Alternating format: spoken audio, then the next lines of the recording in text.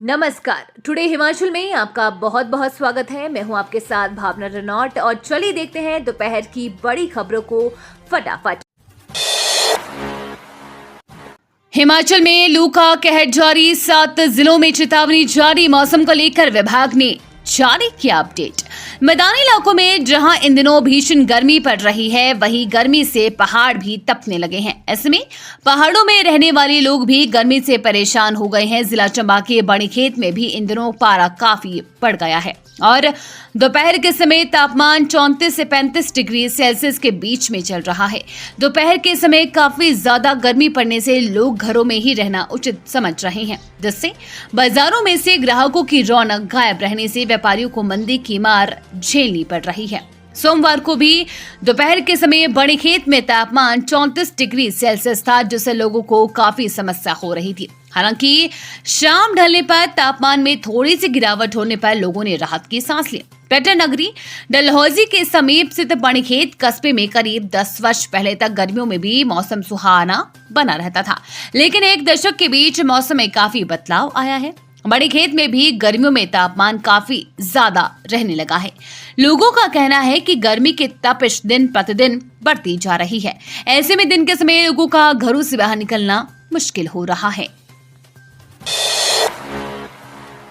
Polling पार्टियां अपनी गाड़ी में नहीं ले जा सकेंगी। ईवीएम कोताही बरतने पर होगी कार्रवाई।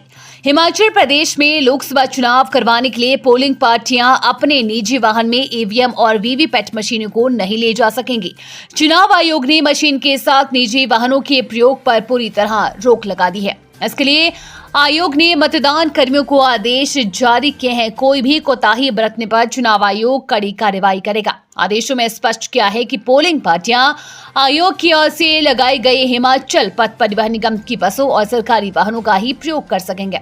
प्रदेश में 1 जून को मतदान होना है। इसके लिए 30 और 31 मई को मतदान केंद्रों के लिए पोलिंग पार्टियां रवाना होंगी। मतदान के बाद भी आयोग की ओर से लगाई गई बसों और सरकारी वाहनों में ईवीएम और वीवीपैट मशीनों को स्ट्रांग रूम तक पहुंचाएंगे। इससे ईवीएम की सुरक्षा बनी रहेगी, साथ ही सवाल भी खड़े नहीं हो सकेंगे। स्नातकोत्तर परीक्षाओं की डेट शीट जारी, 12 जून से होंगी परीक्षाएं। हिमाचल प्रदेश विश्वविद्यालय ने स्नातकोत्तर स्तर की परीक्षाओं की डेट शीट जारी कर दी है। ये परीक्षाएं 12 जून से शुरू होंगी। विभिन्न कोर्सेज की डेट शीट विश्वविद्यालय की वेबसाइट पर अपलोड की जा रही है। इस डेट शीट के जारी होने से लंबे समय बाद विश्वविद्यालय की स्नातकोत्तर स्तर की परीक्षाएं जून माह में शुरू होंगी। वर्ष 2020 में कोविड-19 के चलते उच्च शिक्षण संस्थानों का शैक्षणिक कैलेंडर बिगड़ गया था और परीक्षाएं समय पर आयोजित नहीं हो पा रही थी, लेकिन इस बार एचपीयू स्नातकोत्तर परीक्षाएं समय पर आयोजित हो पा रही है। गोदाम से भेजा 1 करोड़ का राशन डिपुओं में पहुंचने से पहले गायब।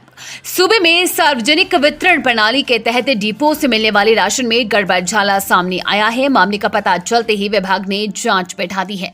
हिमाचल प्रदेश खाद्य एवं नागरिक आपूर्ति निगम देहरा के अंतर्गत सरकारी राशन की ये गड़बड़ी सामने आई है। दरअसल पीडीएस के तहत राशन कार्ड धारकों को प्रतिमाह उचित मूल्य की दुकानों से दालें, आटा, गंदम, चावल, चीनी समेत अन्य राशन उपलब्ध करवाया जाता है।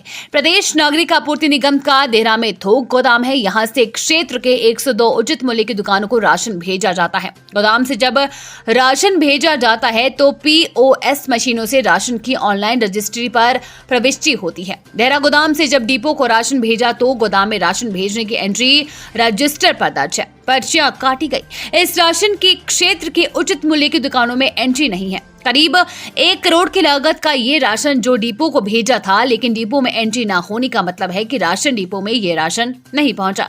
अब अगर डिपो में राशन नहीं पहुंचा तो सवाल ये है कि राशन कहां गया। विभाग ने बीते सप्ताह भी इस मामले की जांच के लिए बैठक बुलाई थी, लेकिन बताया जा रहा है कि गोदाम इंचार्ज बैठक में नहीं पहुंचे।